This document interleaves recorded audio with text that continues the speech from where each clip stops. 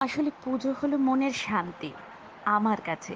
আমার কাছে পুজো মানে মনের পবিত্রতা এবং মনের পবিত্রতা দিয়ে নিজের মতো করে ঠাকুরের কাছে সুন্দরভাবে নিজে সাজিয়ে গুছিয়ে সেটা ঠাকুরকে ভোগ লাগানো, ঠাকুরকে সাজানো, ঠাকুরকে আরতি করা সব কিছুই আমার কাছে বড় আনন্দের।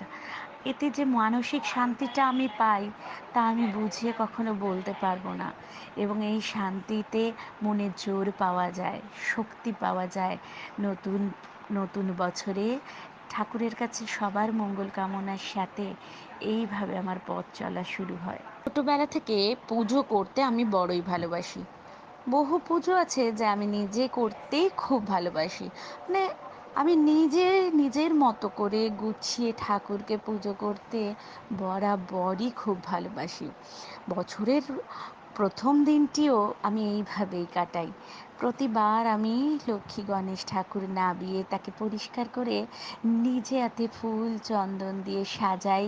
ধূপ, প্রদীপ, ধুনো সব কিছু জ্বালিয়ে একসাথে পুজো করে মনটা ভরে যায়।